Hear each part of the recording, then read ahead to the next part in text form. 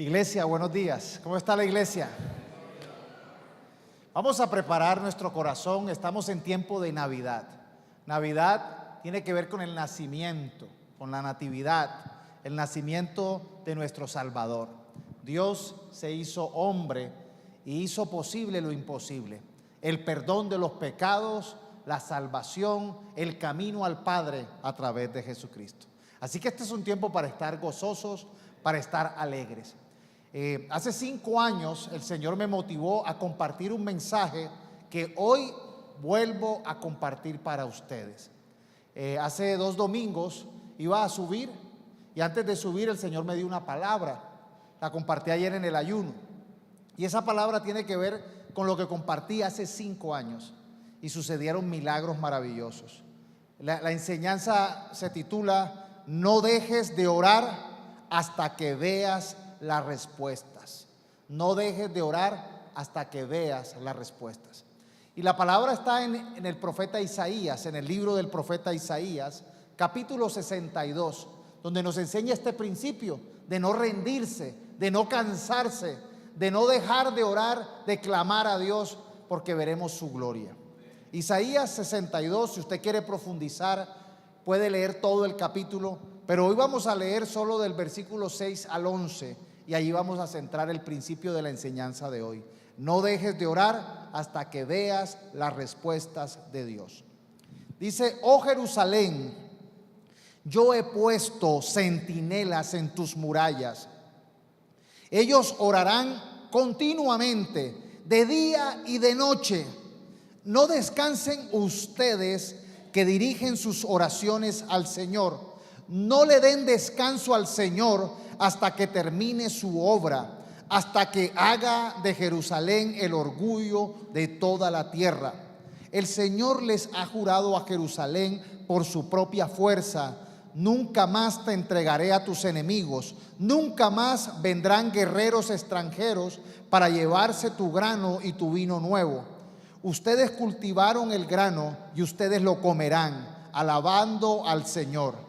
Dentro de los atrios del templo ustedes mismos beberán el vino que prensaron.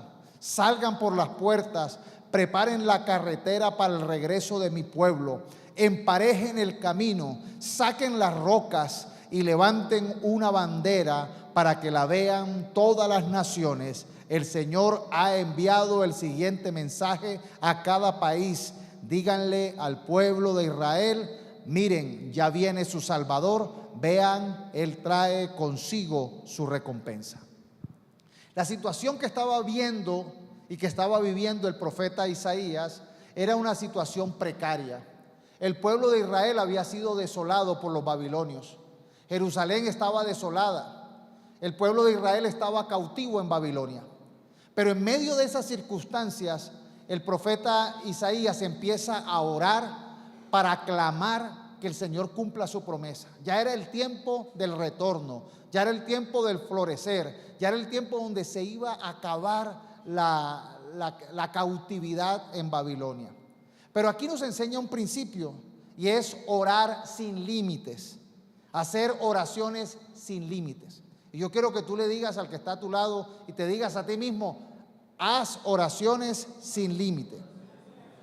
Mire que comienza diciendo lo siguiente: oh Jerusalén, yo he puesto centinelas en tus murallas. Ellos orarán continuamente de día y de noche. No descansen ustedes que dirigen sus oraciones al Señor. No le den descanso al Señor hasta que termine su obra. Los centinelas por lo general son aquellos que protegen, que cuidan.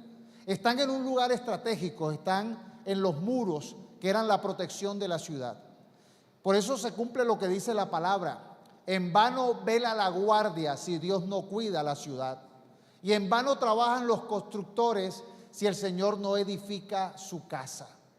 Necesitamos entender que está bien que hagamos el esfuerzo, está bien que seamos diligentes, está bien que seamos esforzados, pero hay cosas que no van a ser posibles en nuestras capacidades. Pero tenemos que orar al Dios que no tiene límites. A veces las personas tienen su fe conforme a las circunstancias, conforme a sus capacidades, pero eso es una fe humana. Dios nos invita a que nosotros tengamos una fe sin límites, que hagamos oraciones sin límites en el Dios de los imposibles, en el Dios que nada le queda difícil. Y por eso la estrategia espiritual que nos da el Señor es que hay centinelas que están clamando de día y de noche, que no dejan de orar hasta ver el cumplimiento de las promesas de Dios. Así que no nos podemos rendir, no nos podemos cansar. Por eso dice como de manera chistosa, es una figura que hace el profeta, dice, no, versículo 7, no le den descanso al Señor hasta que termine su obra, hasta que haga de Jerusalén el orgullo de toda la tierra. Vaya, el Señor no se cansa, Dios no se cansa. Los que nos cansamos somos nosotros. Dios no se rinde, los que nos rendimos somos nosotros. Dios no aborta los procesos, quienes abortan los procesos somos nosotros. Así que hay promesas que van a llegar fáciles, hay promesas que van a llegar sin condición, pero hay promesas que hay que lucharlas, que hay que perseverar, que no hay que rendirse. Dios le dio al pueblo de Israel la promesa de la tierra prometida, pero esa primera generación abortó, no creyó, dudó y prefirió irse al desierto que enfrentar el reto de conquistar la tierra prometida. Por eso nosotros no podemos dejar de orar y de hacer oraciones que tengan limitaciones. Hay gente que ora pequeño, hay gente que ora con temor, hay gente que ora de una manera humana. Y por eso necesitamos entender que Dios es el Dios de los imposibles, que Dios no se rinde, que Dios no se cansa. El Salmo 121, versículos 2 al 4, dice, mi ayuda viene del Señor, quien hizo los cielos y la tierra. ¿De quién estamos hablando? Del Creador, del Todopoderoso. De Él viene mi ayuda. Dice, no permitirá que resbales y caigas. Jamás duerme el que te cuida. Dios no duerme. Dice, de verdad, jamás duerme, ni se cansa el que cuida a Israel. Yo quiero que tú digas, jamás duerme, ni se cansa el que me cuida, el que cuida mi iglesia, el que cuida mi familia, el que cuida mi país. Así que nosotros necesitamos entender este principio. Así como oremos, de acuerdo a nuestra oración, eso determinará el tipo de vida que lleves. Porque si oramos sin límites, creyendo en el Dios de los imposibles, veremos su gloria. Porque para el que cree, todo es posible. La carta de Santiago en el Nuevo Testamento, el capítulo 4, del versículo 2b al 3 dice, ustedes no tienen porque no se lo piden a Dios. Y cuando lo piden, lo hacen mal, porque lo único que quieren es satisfacer sus malos deseos. Si nosotros hacemos oraciones equivocadas, oraciones llenas de pecado, oraciones llenas de duda, oraciones llenas de limitación, o oraciones caprichosas que no están dentro del propósito de Dios, no vamos a lograr mucho o nada. El mismo capítulo de Santiago dice que el que esté falto de sabiduría pide hacerla única y exclusivamente a Dios, pero cuando lo haga, no lo haga con dudas, porque el que duda es tan inestable como las olas del mar. Dice, y el que duda y ora y pide a Dios con duda, no debe esperar nada, porque realmente su oración es una oración llena de incredulidad. Por eso nosotros necesitamos orar con la fe puesta en el Dios todopoderoso, en el Dios que no tiene límites. El profeta Elías oró para que dejara de llover y no llovió. Y luego volvió a orar y llovió. Eso también habla Santiago, capítulo 5, 17 al 18. Que Elías era un ser humano como cualquiera de nosotros, con debilidades como las nuestras. Era un ser humano de carne y hueso, pero oró con fervor, oró con fe, oró al Dios que no tiene límites. Y cuando oró, dejó de llover por 3 años y medio. Y cuando volvió a orar, entonces empezó a venir la lluvia y la tierra dio su fruto. Josué estaba en una batalla y el tiempo no le alcanzaba. Pidió al Señor que le diera más tiempo, que parara el sol. Y el sol se detuvo para darle la victoria a Josué y a su ejército. Eliseo, cuando se encontró de frente con un ejército que venía a matarlo, Eliseo confió en el Señor y el ejército quedó enceguecido. No lo podía ver a él. Quedó ciego y Eliseo era el único que podía ver, estando de frente con ellos. ¿Sabes? Dios nos está diciendo hoy algo, y es que nos atrevamos a pedir cosas realmente imposibles. Como les dije, hace 5 años Dios me dio esta palabra para yo compartirle a la iglesia. No era el mismo texto, pero era este principio. Atrévase a pedir cosas que sean imposibles para usted. ¿Sabe por qué? Porque es que si nosotros no nos damos cuenta de que hay cosas imposibles para nosotros, al final le vamos a robar la gloria a Dios. Vamos a decir, eso lo logré, fui yo. Esa fue mi inteligencia, esa fue mi capacidad, eso fue que el médico se equivocó, eso fue que yo pude solucionar, yo tuve la habilidad o me ayudó la suerte. ¿Sabes? Porque así somos. El pueblo de Israel, cuando conquistó la tierra prometida, la segunda generación, luego creyó que es que ellos lo habían logrado por su propia fuerza. Lo que era imposible para un ejército de esclavos, para un pueblo de esclavos enfrentar a gigantes y a ciudades fortificadas, ellos lo lograron alcanzar porque Dios estaba con ellos. Pero luego se olvidaron de que era Dios el que los ayudó y empezaron a adorar a otros dioses y a creer que es que ellos se lo merecieron, que ellos se lo ganaron. Hay una condición muy humana que nos hace creer que es que nosotros somos los que lo alcanzamos y lo logramos. Pero Dios nos quiere enseñar este principio. Las cosas que nosotros no podemos hacer, las cosas que nos limitan, las cosas que a nosotros nos dicen no lo vas a poder lograr, Dios nos enseña a que con Él todo es posible. Y es posible en sus propósitos. Porque Dios nos quiere enseñar este principio. Vea, hace 5 años Dios puso en mi corazón compartirle a la iglesia este principio. Y para esta época nosotros diseñamos el 31 de diciembre traer una carta. Y en la carta de los sueños que nosotros nos gusta hacer, son unos sueños que no son caprichosos, son unos sueños que vamos a la presencia de Dios y entendemos que Dios tiene buenos deseos, buenos principios, pero son sueños que Él pone en nuestro corazón. Pero Dios me hizo el énfasis: dígale a la iglesia que no pida cosas que ellos puedan hacer en sus propias fuerzas, para que no se lleven ellos la gloria. Atrévanse a pedir cosas sin límites, cosas que usted diga, esto se me sale de las manos, de esto ya yo renuncié, en esto ya yo morí, en esto yo creo que ya no puedo, ya yo me doy por vencido.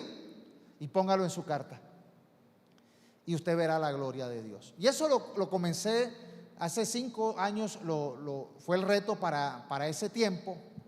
Y entonces estábamos animando a la iglesia a que pidiera, que escribiera su carta y cerráramos el año confiando en que Dios iba a hacer cosas sobrenaturales, cosas imposibles o muy difíciles para nosotros, cosas que de pronto la probabilidad fuera mínima para el otro año dar la gloria a Dios.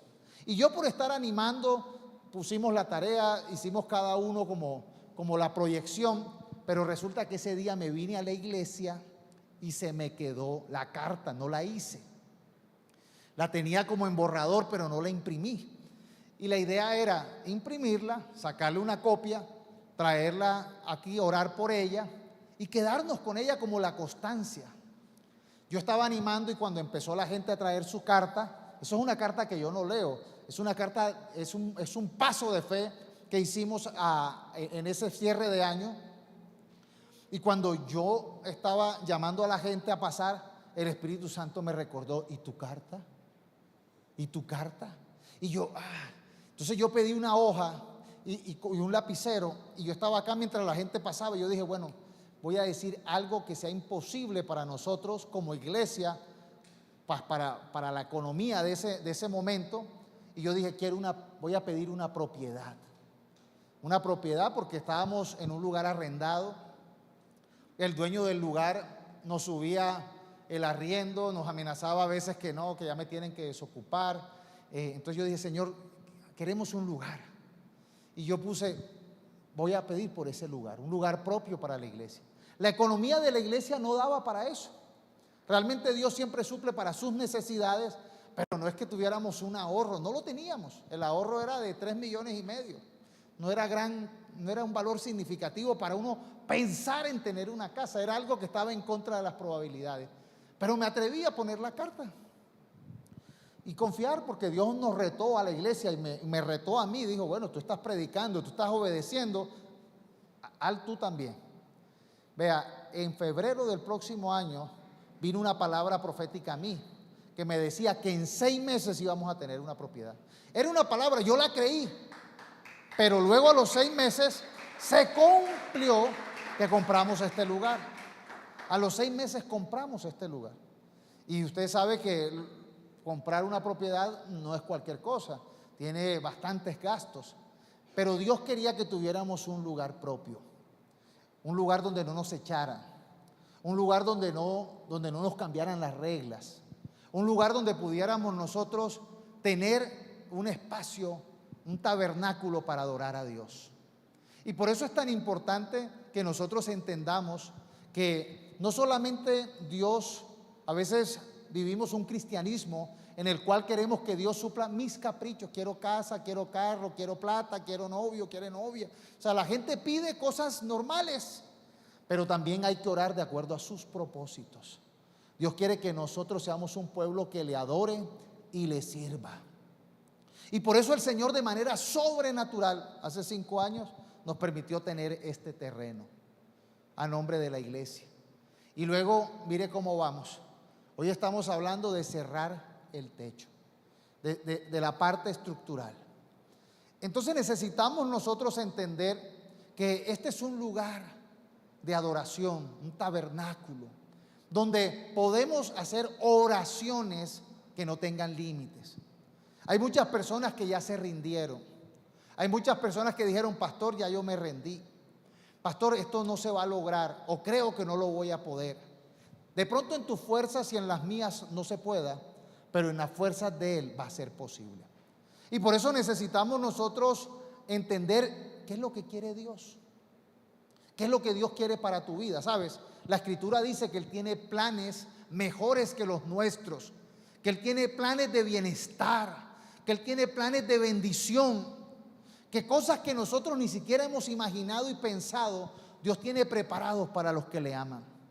Por eso necesitamos nosotros tener una fe que traspase las peticiones y las necesidades humanas, que vaya más allá y podamos tener una fe sin límites en el Dios que no tiene límites, y hagamos oraciones conforme al tamaño de Dios.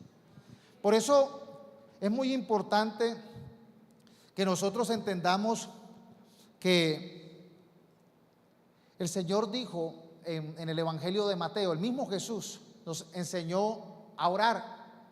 Y la Nueva Traducción Viviente en Mateo 7, del 7 al 11, lo llama la oración eficaz. ¿Cómo es una oración eficaz? Dice así: sigue pidiendo, son palabras de Jesús, sigue pidiendo y recibirás lo que pides. Sigue buscando y encontrarás. Sigue llamando y la puerta se te abrirá. Pues todo el que pide, recibe. Todo el que busca, encuentra. Y a todo el que llama, se le abrirá la puerta. Dice, ustedes, los que son padres, si sus hijos les piden un pedazo de pan, ¿acaso le dan una piedra en su lugar?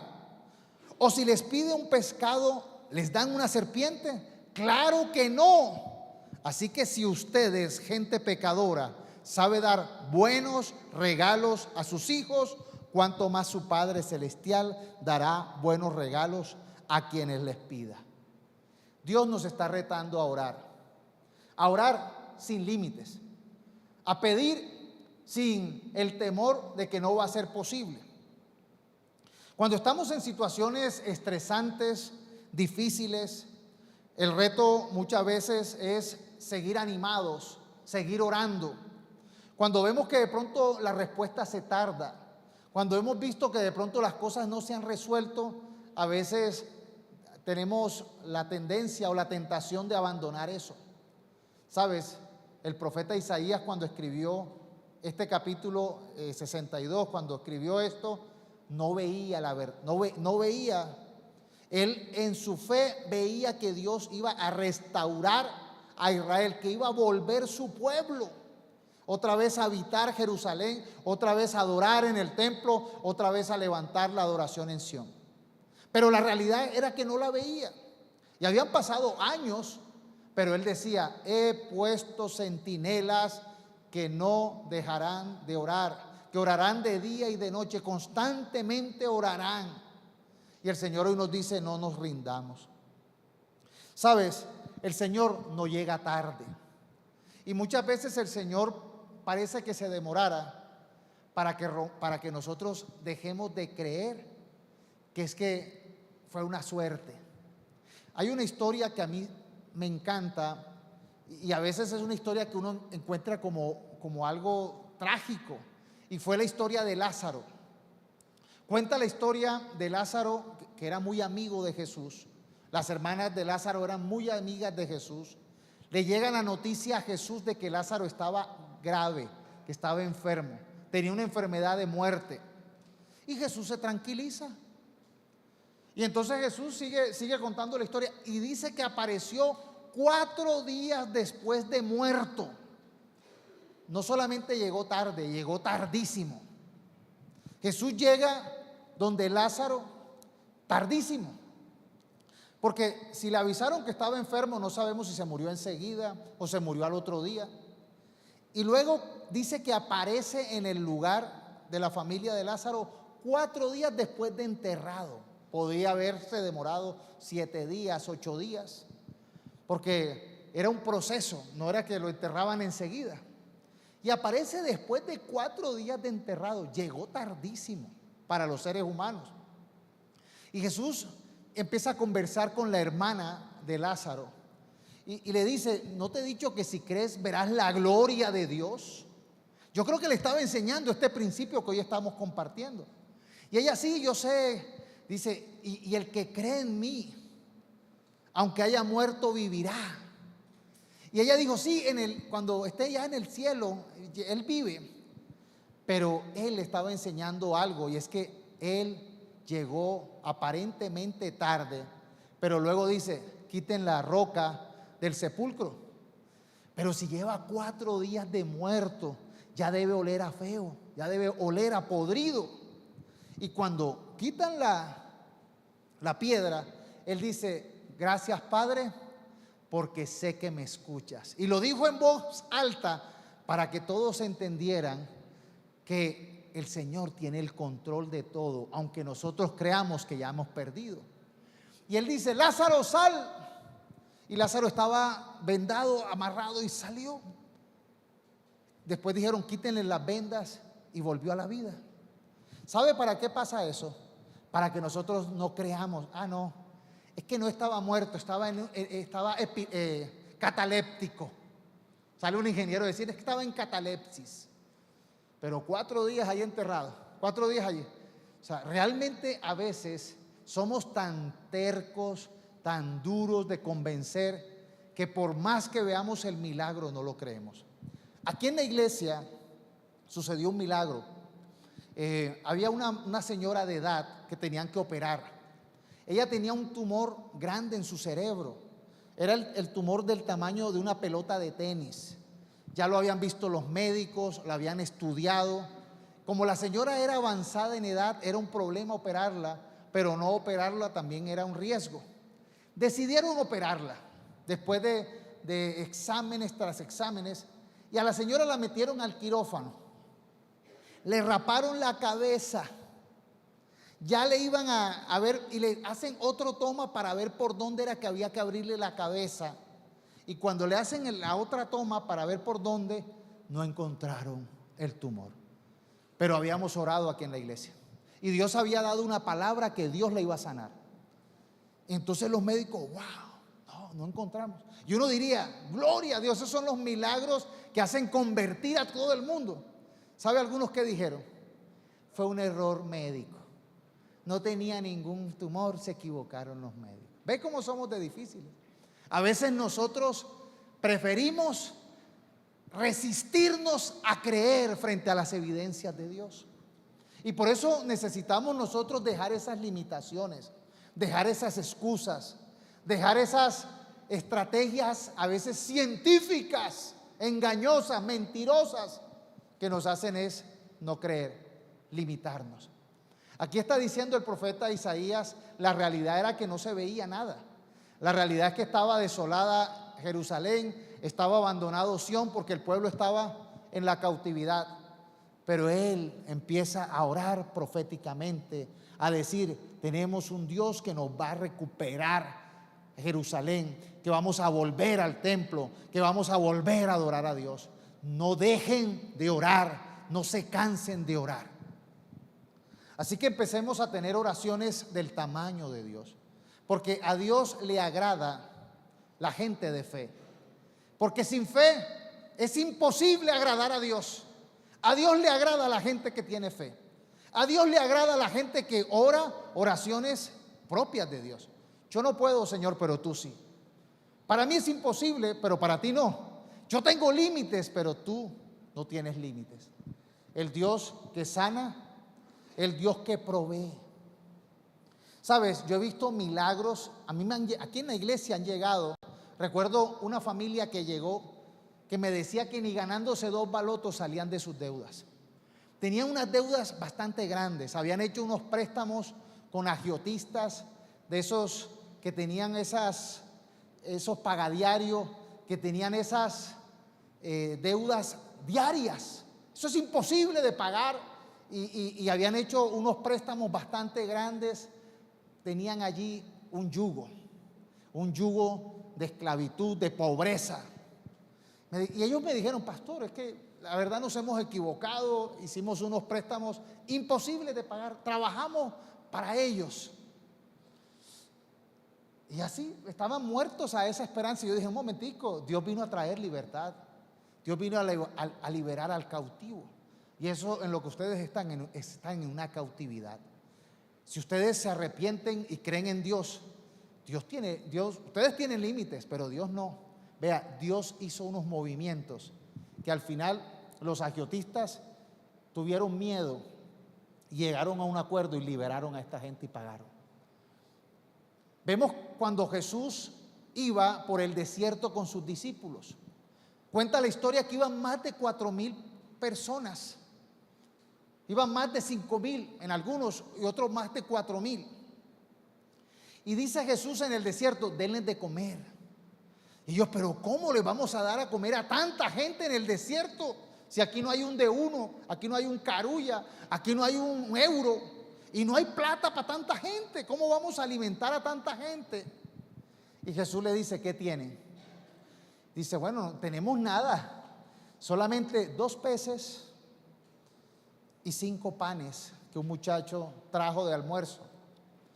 Jesús dio gracias al Señor, los agrupó y dio unas instrucciones y empezó a repartir.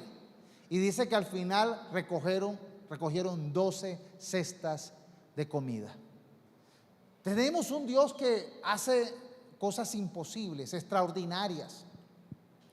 Y nuestra fe debe de dejar la tierra, porque no confiamos en un ser humano, confiamos en el Dios creador del cielo y de la tierra, que no se cansa, que no se duerme, que está atento a aquellos que claman. Pero, como les dije, hay promesas que necesitan condición. Hay promesas que necesitan que tú creas. Hay algunas promesas que te llegan, creas o no creas. Sale el sol sobre buenos y malos. O sea, así sea que tú digas, no, mañana no va a salir el sol, va a salir. El aire que tú respiras, tú lo puedes respirar, así sea que tú creas que mañana no va a haber. Sale el sol sobre buenos y malos, llueve sobre justos e injustos. Esas son bendiciones que no tienen condición. Pero hay algunas condiciones, hay algunas bendiciones, hay algunas promesas que sí requieren condición. Requieren que creamos, que podamos tener una nueva identidad, que actuemos como verdaderos hijos de Dios. Y es allí donde necesitamos nosotros entender que este año es un año para florecer. Es un año para ver la gloria de Dios. ¿Sabes? Las circunstancias que hemos venido atravesando son circunstancias que nos quieren hacer dudar. En las circunstancias que vemos, pandemia, situaciones políticas, guerras mundiales, escasez. Pareciera que el mensaje y las circunstancias de este mundo nos dijeran, no, no es el tiempo, ¿sabes? Pero esta palabra profética fue en un tiempo donde había cero probabilidades, pero Dios cumplió su promesa. Y así como lo cumplió en Israel, lo cumple hoy en su nuevo Israel, en su iglesia. Así que necesitamos nosotros hacer oraciones del tamaño de Dios. Lo segundo importante para ver la gloria de Dios es preparar la atmósfera. Prepara tu atmósfera. ¿Sabes? Cuando vemos el significado de atmósfera, dice que es la capa gaseosa que envuelve un astro. Especialmente la atmósfera que conocemos es la que rodea la Tierra. En la atmósfera de la Tierra hay gases como el oxígeno que nos permite vivir. En la atmósfera de la Tierra están las condiciones para que podamos vivir, para que podamos prosperar. Pero sabes, dicen que la atmósfera de Venus, el planeta Venus, es tóxica, puro CO2, tiene ácidos que corroen. El que pudiera ir a Venus y hace así, se muere enseguida, porque la atmósfera de allí es tóxica, es venenosa, mientras que la atmósfera de la Tierra hay vida. Hay personas que la atmósfera que tienen, que los rodea, es ese espacio de aire, es eso que los rodea a ellos, es tóxico, es venenoso. Nosotros tenemos vida en Cristo Jesús. Nosotros tenemos vida por la presencia del Espíritu de Dios en nosotros. Cambió la atmósfera. Llegó el reino de Dios sobre nosotros. Y aunque esa palabra la han usado y muchos dicen, eso no es bíblico. ¿Cómo así que cuál atmósfera? No es bíblico, pero tiene un principio bíblico. Cantábamos hoy el Salmo 91 que dice, el que habita bajo la sombra, bajo el abrigo, bajo la cobertura del Altísimo. Entonces puede pasar por circunstancias difíciles, puede pasar por lugares donde la atmósfera sea de muerte, pero Él tiene como una cúpula que lo guarda, que lo protege, porque Él está confiando en la protección de Dios. Cuando nosotros nos convertimos por la gracia y el amor de Dios en creyentes, cambia la atmósfera. Antes la atmósfera, éramos hijos del diablo, antes Satanás nos tenía esclavos, antes vivíamos en oscuridad, en desesperanza, pero ahora el creyente tiene una nueva atmósfera. ¿Se acuerdan esa canción que cantamos aquí, que el centro de todo es Jesús? Y dice, de mi ser hasta el cielo, Cristo sea el centro. Ya la atmósfera es porque Cristo nos ha rociado con su sangre, nos ha perdonado, nos ha cambiado la identidad. Ya el Señor pone como una cúpula alrededor nuestro de protección invisible. Ese término de la cúpula, vemos en Israel ahora con la tecnología, hay una defensa que tiene la cúpula de hierro. Es un sistema que captura los misiles cuando los tiran. Y por lo general es muy efectivo, pero a veces se le pasa a uno y entra. Pero al Señor no se le pasa a ninguno. El que habita bajo la sombra del Altísimo, dice, podrá ver que caen 1000 o 10,000 a su alrededor y a él nada le pasa. Dice la Escritura que aunque andemos por el valle de sombra de muerte, no nos pasará nada porque estará la presencia de Dios con nosotros. Por eso necesitamos entender Que el evangelio no es para que tú digas, ay, sí, no es positivismo. Es una realidad que empieza a cambiar nuestra atmósfera. Y necesitamos nosotros entender que en esa atmósfera hay fe, hay confianza, hay seguridad. Hay gente que por el miedo, por la duda, entonces no permite que la atmósfera que le rodea sea de fe, sea de poder, sea de victoria, sino hay gente que por miedo tiene débil su atmósfera. Y entonces allí usted ve que hasta los perros lo persiguen. El perro huele el miedo. No le tenga miedo, no le tenga miedo. Y ahí el perro va y lo muerde. Así sea un chihuahua. ¿Por qué? Porque el perro dice, no me gusta la atmósfera de este, y lo voy a morder. Y lo muerde. Pero cuando nosotros tenemos la cobertura y la protección de Dios, ¿qué dice la palabra? Podrás pisar leones, podrás pisar serpientes y escorpiones. ¿Por qué? Porque el Señor está contigo, porque tienes una protección, porque la autoridad de Cristo está sobre ti. ¿Lo dice la palabra o no lo dice? Sí hay una cobertura, sí hay una protección invisible allí. Es que más, la atmósfera cambia hasta el olor. Sabes que tenemos un nuevo olor espiritual, se llama Cristos de Cartier. Tenemos el olor de Cristo. Ya no olemos a muerte, ya no olemos a pecado, ya no olemos a azufre. ¿Sabe que la cantante esa Celia Cruz que decía azúcar, y que ahora dice azufre? Nosotros ya no olemos a azufre. Nosotros olemos, es un chiste malo, pero ya nosotros olemos a Cristo, a redención, a perdón. Por eso la atmósfera es importante. Pero oiga bien, la atmósfera, esa es la canción que les cantaba ahorita, de mi ser hasta el cielo, Cristo sea el centro. Esa atmósfera está centrada en Cristo. Cuando uno tiene su vida edificada en Cristo, en su enseñanza, que no solamente es oída, sino creída y vivida, entonces eso es una cobertura que comienza desde adentro y nos cubre todo nuestro ser. Porque los religiosos fingen tener esa cobertura, pero no es cierto. En su corazón hay maldad, en su corazón hay odio, en su corazón no está el Espíritu Santo, en su corazón lo que hay es rivalidad, envidia, mentira, traición.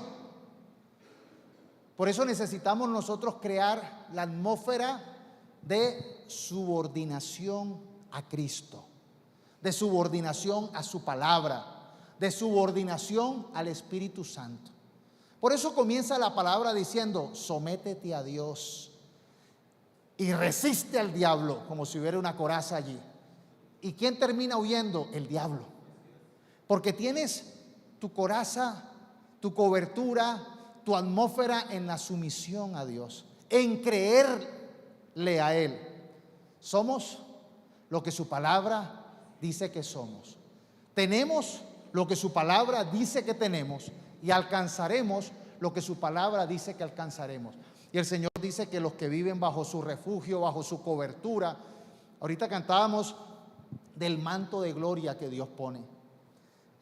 Algo parecido a esa cobertura invisible allí.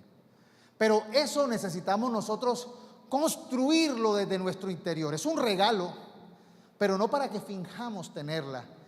Porque hay gente que finge tener la cobertura, hay gente que finge tener fe, hay gente que finge, no. Esto surge en una sincera relación con Dios. Jesús dijo de la siguiente manera, Mateo 6:6, pero tú cuando ores, apártate a solas, cierra la puerta, y empieza a crearse la atmósfera, cierra la puerta detrás de ti y ora a tu Padre en privado. Entonces tu Padre, quien todo lo ve, te recompensará. Otros dicen, lo que ores en privado, otras versiones, Dios te lo recompensará en público. ¿Por qué? Porque esa coraza de protección, esa atmósfera sale de la intimidad sincera tuya con Dios.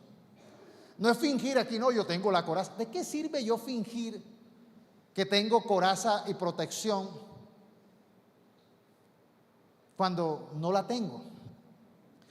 En el libro de Hechos hay una historia de unos hijos de un sacerdote que ellos hacían exorcismos. Y ellos quisieron fingir que tenían la protección y la autoridad de Cristo. Y ellos llegaron a donde había una persona que tenía un demonio. Y ellos dijeron, como si fuera una regla de exorcismo: en el nombre del Jesús que predica Pablo, te exorcizamos. Y el demonio respondió: conozco a Pablo, conozco a Jesús, pero ¿y ustedes quiénes son? Estaban fingiendo tener una protección que no tenían. Vea, el demonio le dio una muenda. Dice que salieron golpeados y casi con la ropa, casi desnudos. Y eso generó un cambio en esa región. Todos empezaron a decir: aquí no es fingir, aquí necesitamos arrepentirnos genuinamente, que haya una transformación desde mi ser, de mi interior, abrirle la puerta a Jesús, llenarnos del Espíritu Santo y de su fruto: amor, paz, benignidad, paciencia, mansedumbre, benignidad. Todos esos 9 características del fruto, tenerlos. Y empezamos nosotros entonces a hacer oraciones diferentes.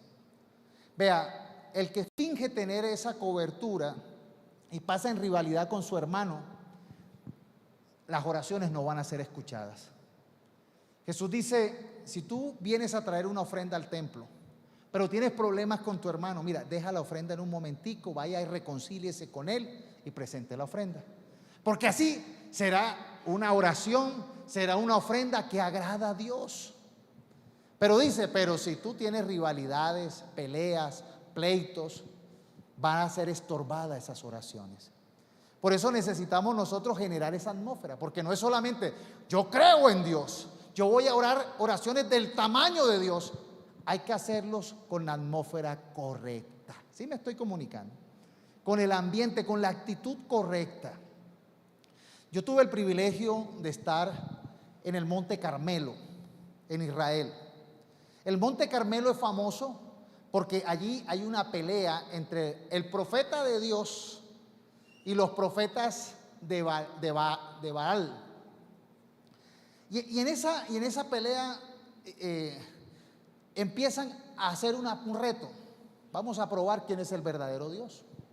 Ustedes hacen sus rituales y yo hago el mío. Y empezaron los profetas y las profetisas de los dioses falsos, empezaron a hacer sus rituales. Y empezaban a gritar y empezaban a bailar y toda la noche. Y empezaban como los brujos. Ellos tienen sus rituales. Algunos echan agua, prenden humo, cantan canciones, saltan. Y dice que la cosa se empezó a ver que no pasaba nada. Entonces empezaron a cortarse y a hacer actividades como que todo el mundo mirando qué pasaba, y ellos empezaron ahí a hacer su show, su ritual. Pero como era un dios falso, no pasó nada. Pero llegó Eliseo y hizo el profeta, llegó Elías, hizo el ritual como era, reconstruyó el tabernáculo ahí para presentar la ofrenda, presentó los animales en holocausto como se hacía antes, pero la puso más difícil, echó agua y agua y agua, pero hizo una oración sincera y genuina. Señor, yo soy tu siervo, tú me has llamado a hacer esto, te pido que muestres tu favor, tu gracia, y que todos puedan entender quién es el verdadero Dios. Y dice que del cielo salió una lengua de fuego y lamió todo eso lo secó todo y mostró la gloria de Dios. Todo el mundo cayó de rodillas de ver el poder de Dios. Elías era un hombre que se atrevió a hacer oraciones que no tuvieran límites y supo generar una atmósfera de fe. Y dice Santiago 5 que Elías era un ser humano como tú y yo. No era que era un hombre sobrenatural, era un humano como nosotros, pero tenía esa fe que no tenía límites y supo cómo generar esa atmósfera de intimidad y de confianza con Dios. Dios quiere que nosotros hagamos eso, que tengamos esa fe que no tiene límites y que tengamos esa intimidad con Él. Primera de Tesalonicenses 5, 17, 19 dice lo siguiente: nunca dejen de orar, nunca. Sean agradecidos en toda circunstancia, pues esta es la voluntad de Dios para ustedes los que pertenecen a Cristo Jesús. Vea, esto es un secreto. Nunca dejen de orar. Sean agradecidos en todas circunstancias. ¿Cómo fue que Jesús resucitó a Lázaro después de 4 días de muerto? Gracias, Señor, porque sé que me escuchas. ¿Qué hizo? Agradeció en toda circunstancia y oró. ¿Cómo fue que multiplicó los panes y los peces para... Gracias, Señor, porque sé que me escuchas? ¿Qué necesitamos nosotros aprender? En toda circunstancia difícil, imposible, adversa. Gracias, Señor, porque yo no puedo, pero tú sí. Gracias, Señor, porque tu palabra dice que tú eres el Todopoderoso. Gracias, Señor, porque tú eres el creador del cielo y de la tierra. Y sabes, necesitamos nosotros orar conforme a su palabra. El último punto es: oremos en los propósitos de Dios. No es que yo voy a orar aquí que me crezca una tercera mano. No es orar ridiculeces. Es orar cosas que sean en el propósito de Dios. ¿Me entiendes? A veces hay gente que es como tan... Hay una historia de un hombre que se tropezó con una sandía. ¿Cómo se llama aquí? Sandía, patilla, sandía, es lo mismo, ¿verdad? Se tropezó con una sandía grande así. Y él vio la matica de la sandía. Y él dijo: ay, Dios, pero tú sí eres, que Dios, ¿cómo es posible? Tremenda matica, delgadita, con tremendo fruto gigantesco. Pero ¿qué es eso, Dios? Esto es para que lo hubieras puesto en un árbol grande. Una matica que no puede, esta es la matica, no puede con ese fruto. Y hacía mucho sol y se puso así debajo de un ciruelo y le cayó una ciruela en la cabeza. ¡Puc! Y dijo: Dios mío, definitivamente tú sí eres sabio. Lo hubiera matado. A veces nosotros queremos saber más de Dios. A veces nosotros queremos que nos la sabemos toda. Y debemos aprender a orar en su propósito. Él es sabio. A veces entender que si Dios cierra una puerta, si dice no, no nos conviene. Gloria a Dios cuando se abren las puertas, ¿verdad? Pero también gloria a Dios cuando se cierra. A veces perder es ganar. A veces hay que perder relaciones, hay que perder negocios, hay que perder falsas amistades, hay que perder gente que uno creía que era de uno y no era. Uno poderse a llorar por aquellos que se fueron, hicieron traición, hicieron maldad. Es como tú ponerte a llorar detrás del carro de basura. ¡Ay, se llevaron la basura! No, llévate eso, que eso ya huele a feo. Necesitamos nosotros orar en los propósitos de Dios y decir: hágase tu voluntad, porque la voluntad de Dios es buena, agradable y perfecta. A veces uno siente que perdió un brazo, a veces siente uno que perdió algo importante, pero sabes, la analogía que hace Jesús es que Él es la vid y nosotros somos las ramas, y a veces hay que cortar las ramas que no dan fruto, y las que dan fruto a veces hay que podarlas. A veces hay circunstancias que tienen que ser podadas para que nosotros nos proyectemos no en las personas, sino en el Dios de los imposibles. Para que nosotros no dependamos de lo que tenemos en el bolsillo, de las capacidades que están alrededor, sino que, Señor, todo lo que tengo, todo lo que puedo alcanzar y puedo ser más fructífero si estoy pegado a ti, a la fuente, a Cristo. Si permanecen en mí, darán fruto abundante. Por eso el texto en Isaías del versículo 10 en adelante dice: salgan por las puertas, Isaías 62:10. Preparen la carretera para el regreso de mi pueblo. No había regresado, pero oren constantemente hasta ver materializada la respuesta. Salgan a buscar. Salgan por las puertas, preparen la carretera para el regreso de mi pueblo. Emparejen el camino, saquen las rocas y levanten una bandera para que la vean todas las naciones. El Señor ha enviado el siguiente mensaje a cada país. Díganle al pueblo de Israel: miren, ya viene su Salvador. Vean, Él trae consigo su recompensa. Ayer cuando compartí esta palabra, mi hermano Gustavo, Dios le dio una palabra y me dijo: ¿sabe?